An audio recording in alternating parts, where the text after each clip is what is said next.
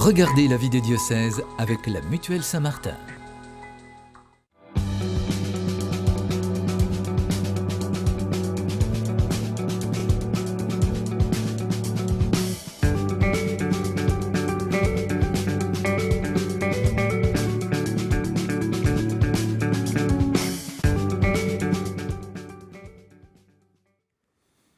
Bonjour à toutes et à tous, bienvenue dans cette nouvelle édition de la vie des diocèses. Alors cette semaine, on vous emmène en Ariège à la découverte du diocèse de Pamiers, Couserans et Mirepoix, un territoire assez préservé, un département des Pyrénées qui est adossé à l'Espagne et à l'Andorre. L'Ariège, c'est une variété aussi de faune et de flore au sein d'un parc naturel régional assez exceptionnel.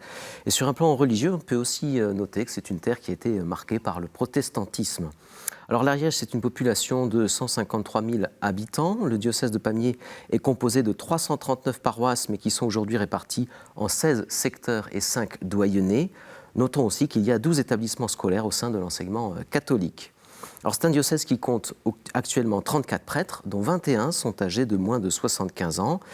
Un séminariste est actuellement en formation pour le diocèse et on compte 15 diacres permanents ainsi que 4 communautés religieuses sur ce diocèse de Pamiers.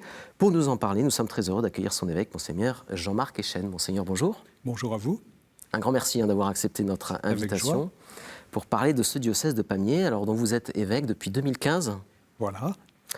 Au sein de la Conférence des évêques de France, on peut aussi signaler que vous êtes membre du Conseil permanent et membre du Conseil pour la communication. Vous êtes né en 1956 à Pamiers, mais vous n'y avez pas vécu très très longtemps, peut-être vous en parlerez. Vous avez été ordonné prêtre en 1982 à Gênes, au sein de la communauté Saint-Martin. Voilà. Vous avez été supérieur de la maison de formation de la communauté Saint-Martin, et puis vous avez intégré le diocèse d'Orléans jusqu'à en être vicaire général de 2009 à 2014. Vous avez été aussi responsable de la formation au ministère. Votre devise épiscopale, une phrase de Madeleine Delbrel traduite en latin, « Non oportet agere sed agi ». Cette phrase de Madeleine Delbrel signifie « Il n'importe pas tant d'agir que d'être agi ». Est-ce que, pour commencer cette émission, vous pouvez nous expliquer un petit peu le sens que vous y mettez, j'allais dire presque tous les jours, comme évêque, dans cette devise épiscopale? Qu'est-ce qu'elle évoque pour vous, finalement ? Alors, ce qu'elle signifie pour moi, comme elle le signifiait aussi pour Madeleine Delbrel, d'abord comme baptisée, comme chrétienne, c'est que le défi de la vie chrétienne n'est pas tant de faire des choses en comptant sur nos propres forces, mais de finir par faire des choses en nous laissant emmener par la grâce du Seigneur. Donc il ne s'agit pas simplement de, comme le dit cette devise, d'agir en m'appuyant sur mon intelligence, ma volonté, mes capacités opérationnelles, mais c'est de me rendre disponible à l'action de l'Esprit pour que je puisse aller là où il voudrait que je me rende. Donc c'est une toute autre démarche d'abandon entre les mains du Seigneur, en quelque sorte. C'est une sorte d'abandon aussi que l'on peut vivre intérieurement quand on essaie de répondre à un appel vocationnel. J'ai pu avoir... On avait le témoignage de Joseph et de Marie pendant tout ce temps de Noël, mais à un certain moment des projets personnels. Mais est-ce que c'est ça que Dieu veut pour moi, lui qui sait où est mon bonheur? Ou est-ce qu'il faut que je sois suffisamment à l'écoute, que je fasse un travail de discernement spirituel pour entendre ce que le Seigneur veut pour moi? Alors je le disais dans la présentation, vous êtes aussi natif de Pamiers. Oui. Mais vous n'y avez pas vécu très longtemps. Quel lien, avant de venir finalement d'être nommé et d'être installé comme évêque, quel lien familial aviez-vous avec Pamiers, avec le diocèse? De fait, je suis né en Ariège, mais ça a toujours été le département de l'Ariège, un lieu que beaucoup de personnes quittaient pour trouver du travail ailleurs. Il y a une sorte de diaspora ariégeoise à travers le monde, même jusqu'aux États-Unis, assez importante. Donc mes parents n'ont pas échappé à la règle. Donc, j'étais tout jeune enfant quand mon père est venu travailler en région parisienne. Donc nous revenions régulièrement, en particulier l'été, dans ma famille, en particulier pour voir mes grands-parents paternels qui, eux, restaient implantés en Ariège, oncles et tantes, cousins et cousines. Et j'ai encore aujourd'hui, moins qu'autrefois, mes parents et mes grands-parents ne sont plus vivants, mais j'ai encore des cousins, cousines. Il y a beaucoup c'est un patronyme Echen très fréquent en Ariège. Donc il y a beaucoup de personnes qui s'appellent les chaînes. Donc de temps en temps, elles me disent à ces personnes que je rencontre, mais peut-être sommes-nous en famille. Alors souvent, je leur réponds que n'ayant pas fait l'arbre généalogique, j'en ai pas la certitude, mais que s'ils veulent m'inviter à leur table, je veux bien être en famille avec eux. Donc ça établit des liens aussi. Mais ça a sans doute facilité le fait que j'ai un nom originaire de l'Ariège, faciliter d'une certaine manière mon accueil. Ça ne fait pas tout, mais au moins les premiers contacts ont été faciles parce que les Ariégeois étaient en quelque sorte assez fiers qu'un évêque nommé chez eux soit originaire de leur territoire. Donc ça facilite un premier accueil, ce qui n'est pas insignifiant non plus. Alors, pour démarrer cette émission, on va suivre l'un des prêtres de votre diocèse, c'est le Père Antoine Renaud. Depuis plusieurs années, le Père Antoine Renaud sillonne certains territoires de l'Ariège pour, avec sa caravane accrochée à sa voiture, essayer de rencontrer à la fois des catholiques, mais aussi évidemment des non-catholiques, des gens qu'il ne rencontrerait peut-être pas s'il n'était pas dans cette forme de prêtre itinérant, de ministère de prêtre itinérant. Donc il rencontre les habitants, organise des veillées de prière avec les catholiques sur place, des veillées de louanges, et même des apéros-concerts. Alors quels sont les fruits d'une telle démarche? Je vous propose de les découvrir avec ce reportage. On regarde. Cette semaine, le Père Antoine a garé sa caravane sur le parvis de l'église dans le village de la Bastide de Céroux, à 30 km de Pamiers. Pendant 5 jours, il multiplie les rencontres dans ce secteur très rural. Ça fait plusieurs années maintenant que je vis cette mission et les fruits constatés, c'est d'abord des personnes qui sont reboostées dans leur vie de foi. C'est parfois des personnes qui s'étaient éloignées de l'église et qui me disent « Tu sais, depuis que tu es venu dans le village, ça m'a permis de me reposer des questions. » Tout ça est très aléatoire, mais voilà, les fruits constatés, ils sont dans des mises en route dans la vie des gens comme ça. On peut y aller ?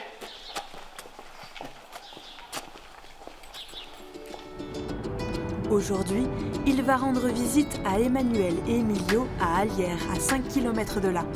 Un couple de jeunes croyants qui, depuis plusieurs années, essaye de s'investir dans la vie de l'église. C'est vrai que c'est l'occasion de rencontres, de discussions. C'est un couple qui sont dans la foi. On fait un petit peu le point, comment dans la jeunesse d'aujourd'hui, alors que l'église est vieillissante, comment ils peuvent nourrir leur foi, les difficultés. Vous êtes là ? Coucou. Tu reconnais pas Antoine là ? Oui, toi aussi tu reconnais pas Antoine. Emilio est argentin et Emmanuel française. Ils ont 2 enfants. Aujourd'hui, c'est l'occasion pour eux de se confier au Père Antoine sur leur vie de foi. Ce que j'aime bien d'Antoine, voilà, c'est sa simplicité, quoi. On peut lui parler comme un ami. Voilà. Et ça, moi, j'aime bien ça chez les prêtres. Les prêtres qui se laissent aborder comme ça, comme des simples êtres humains, mais qui en même temps voilà, sont dans leur mission de parler de Jésus. Et là, on sent qu'il y a un souffle nouveau, quoi. Il y a quelque chose qui se passe, il y a plus de familles, on se retrouve plus entre familles. Et ça, c'est chouette. Ça va nourrir ma prière de prendre conscience qu'on cherche notre place, que vous cherchez votre place. Comment rendre service au mieux au Seigneur, quoi.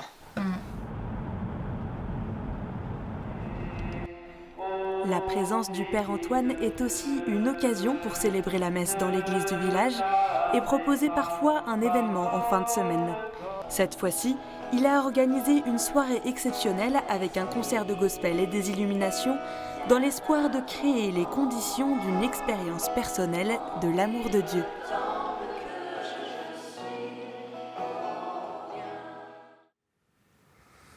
Alors, Monseigneur Echen, comment vous, comme évêque, vous voyez les fruits de votre côté d'une mission telle que celle qu'on vient de voir, sur plusieurs années finalement? Alors, sur plusieurs années, le Père Antoine, justement, commence à vivre cette expérience-là.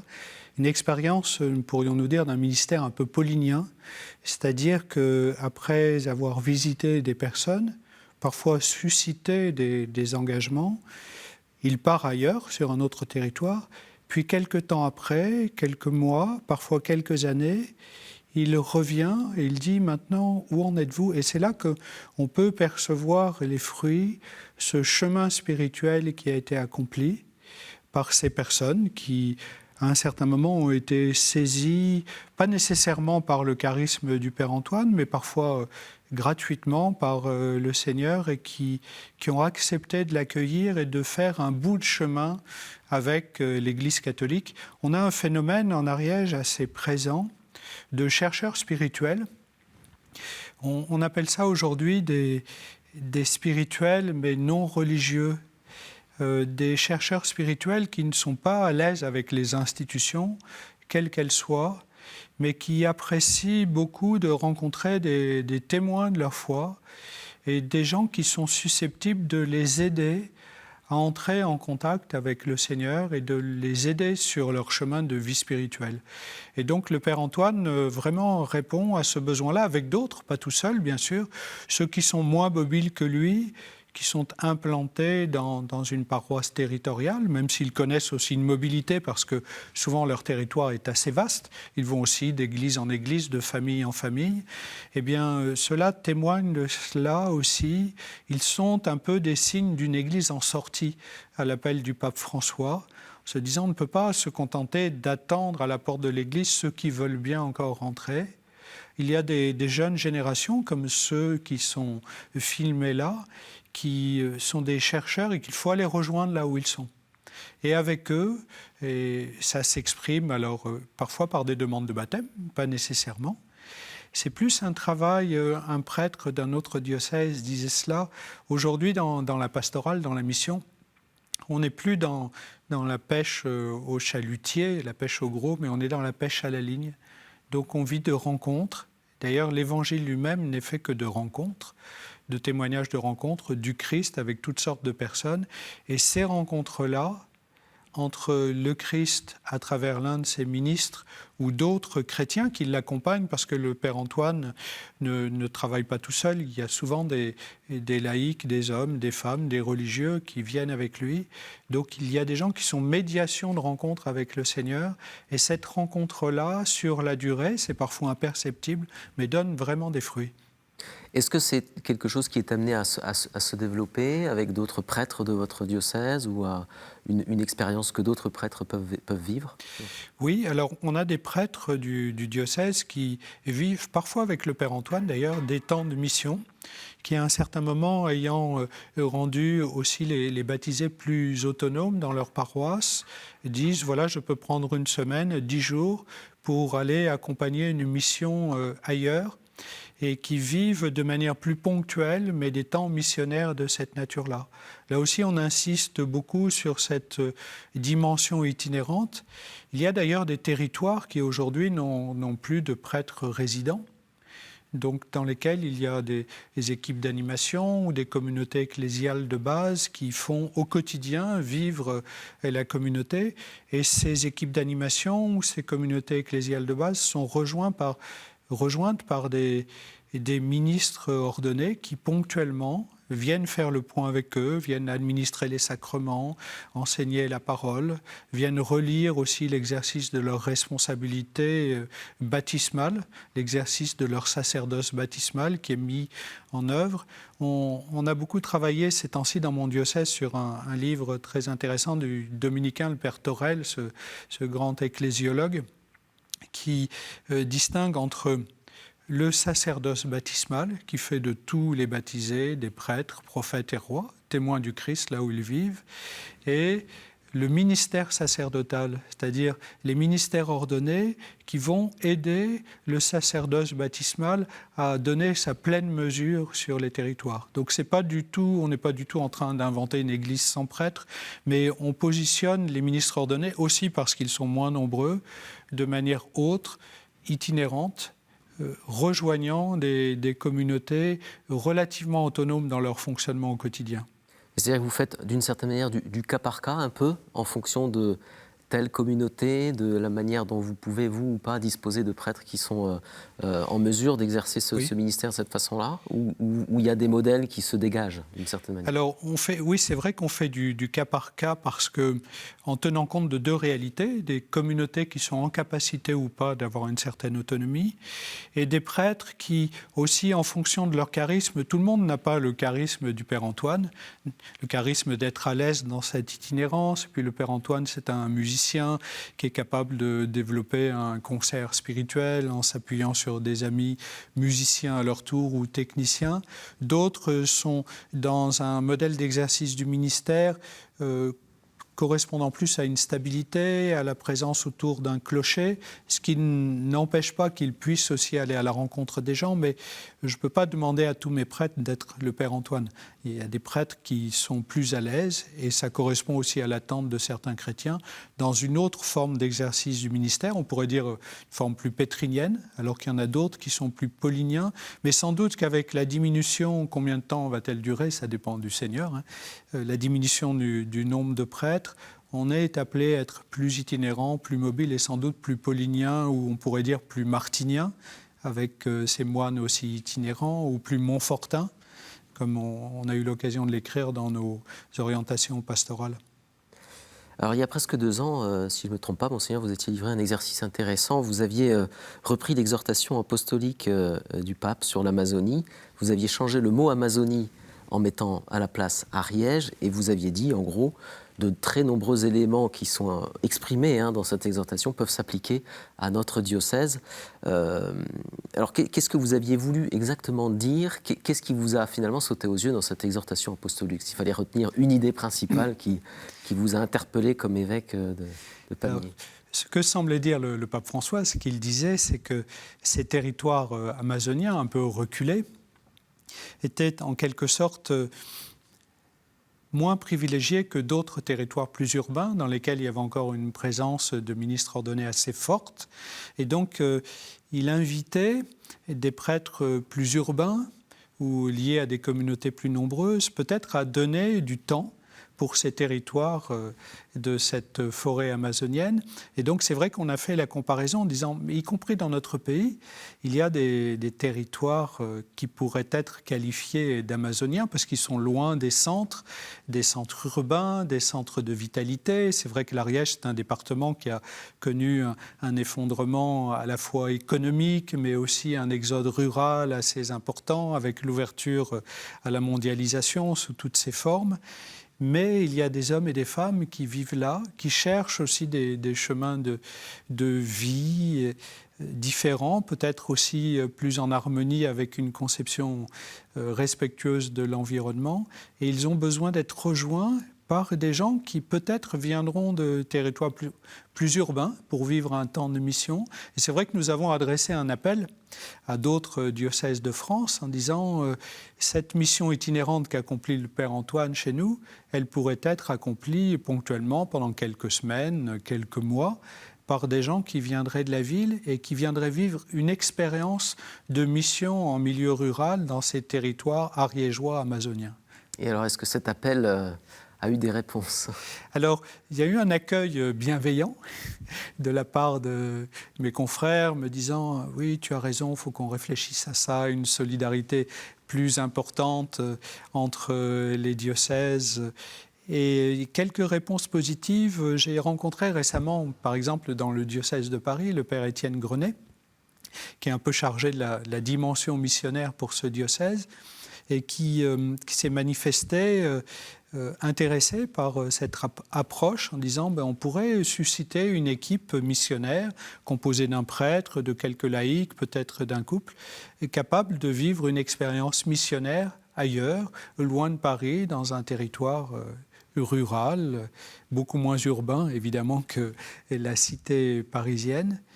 Et je pense qu'on aurait vraiment, c'est pas simplement une manière de dire on est pauvre, aidez-nous, mais je pense que pour aussi creuser cette fibre missionnaire de prêtres qui reviendraient vers leur territoire plus urbain après une expérience rurale.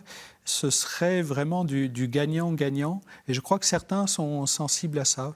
Plusieurs diocèses ont répondu. On avait mis une échéance assez lointaine en disant ça demande d'élaborer un partenariat, de bâtir une équipe. Donc on avait donné un horizon de 2 ans. Mais il y a quelques réponses positives intéressantes. Donc ça pourrait se faire. Ça pourrait se faire, y compris de la part de religieux. On a déjà connu des missions ponctuelles, par exemple de franciscains, de franciscaines, avec le père Bustillo, qui est maintenant évêque en Corse, qui était venu pour des temps missionnaires d'1 semaine en Ariège. Alors vous avez, Monseigneur, engagé aussi votre diocèse dans la démarche synodale, alors qui en est fait à l'échelle de l'Église universelle, mais en particulier dans votre diocèse, vous avez créé un groupe de 6 personnes référentes. Alors comment ces 6 personnes voient leur mission autour de ce synode sur la synodalité? Je vous propose d'entendre 2 d'entre eux, Arnold Minaro et Odile Maguire, et après on en reparle.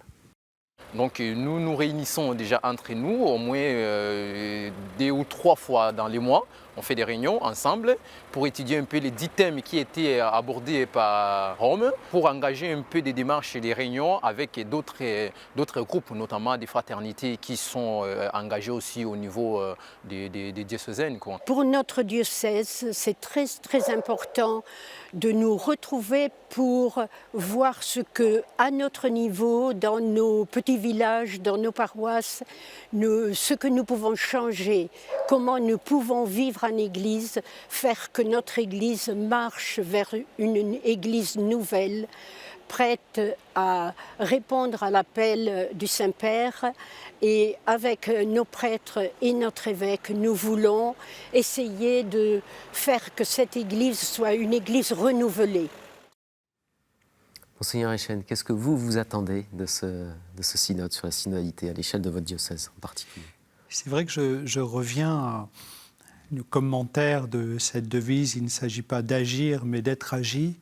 Donc, dans ce temps de l'Église où nous allons connaître des changements assez considérables, peut-être plus importants encore que ceux que nous avons connus depuis la fin du Concile Vatican II, non seulement en changement numérique, mais en termes de nombre de prêtres ou de nombre de pratiquants, mais aussi dans une société qui évolue beaucoup. Donc, comment s'adapter dans l'annonce de l'Évangile à cette nouvelle donne? Donc, l'idée, c'est d'être attentif à ce que l'Esprit souffle au cœur de chaque baptisé. Et pour cela, pour être attentif à ce que souffle l'Esprit au cœur de chaque baptisé, il faut prendre le temps de l'écoute. En ayant invité ces baptisés, comme nous essayons de le faire, non pas simplement à dire ce qu'ils souhaiteraient sur la base de leur réflexion personnelle ou de leur idéologie ou de leur sensibilité, mais à entrer dans une démarche spirituelle, disant écoutons ensemble l'Esprit, et qu'est-ce qu'il semble nous dire pour notre Église de demain, dans les années qui viennent, qu'est-ce qu'il voudrait que nous essayions de vivre. Et je crois que c'est comme ça qu'on reçoit l'appel du pape, en étant attentif particulièrement, et c'est intéressant qu'il y ait Arnold dans cette équipe, c'est aussi pour ça qu'on l'a appelé à faire partie de cette équipe diocésaine synodale, parce que c'est un jeune qui est issu de l'immigration, qui n'est pas encore régularisé. Les démarches sont en cours et on appuie sa demande, mais vraiment, la parole de vérité ne viendra pas seulement des sachants ou de ceux qui comptent déjà dans la société ou selon le monde, mais parfois des pauvres, des petits. Le jour de Noël, j'ai célébré la messe à la maison d'arrêt de Foix avec des prisonniers. Eh bien, nous allons aussi inviter les prisonniers à dire ce qui, selon eux, après avoir pris le temps de la prière, serait souhaitable pour la vie de notre Église diocésaine et la vie de notre Église en France. Donc c'est vraiment une démarche d'écoute de l'Esprit en essayant de libérer la parole d'un maximum de personnes, mais particulièrement de ceux et celles qui se reconnaissent comme disciples de Jésus, puisque c'est une démarche spirituelle.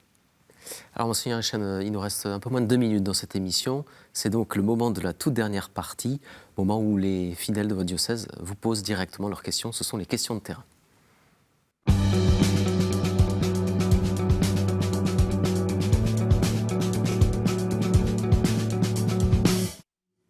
Voilà une première question de Janine Toulza. Bonjour Monseigneur. Vous plaisez-vous dans l'Ariège et pensez-vous y rester? Merci Monseigneur. Alors, je réponds immédiatement. Donc, je me plais beaucoup en Ariège. Pensez-vous y rester? Je ne me pose pas la question en ces termes. J'aime bien citer cette phrase, il m'arrive de la citer à des prêtres, on ne choisit pas sa mission, on la reçoit. Tant que le Seigneur, à travers l'Église, me demande de rester en Ariège, je suis bien là, je suis heureux et je réponds à cet appel qui m'est adressé. Voilà. Et alors, une deuxième question vous est posée par Jean-Paul Raton. Bonjour mon père. Auriez-vous une parole pour les gens qui ont perdu l'espérance pendant cette période de pandémie? Merci. Oui, volontiers. J'essaie moi-même de cultiver cette espérance parce que face à l'état du monde ou l'état de l'Église, avec ces derniers événements qui ont marqué fortement la vie de notre Église, on pourrait volontiers être découragé. Donc j'essaie de me dire, mais voyons ce que le Seigneur nous envoie et ce qui naît de magnifique dans cette Église.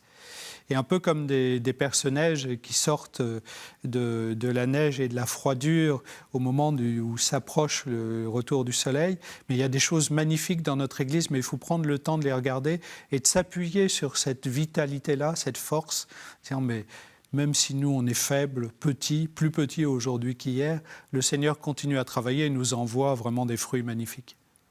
C'est sur ces mots d'espérance, Monseigneur, qu'on va terminer cette émission. Merci beaucoup d'avoir répondu à nos questions. Merci à vous. Merci beaucoup à vous de l'avoir suivi. Alors, pour ceux qui souhaitent en savoir plus sur le diocèse, je vous invite à aller sur le site internet dont l'adresse s'affiche en bas de votre écran. Et puis, si vous voulez revoir cette émission et bien d'autres, tout simplement notre site internet kto.tv.com. Merci de votre fidélité. À très bientôt.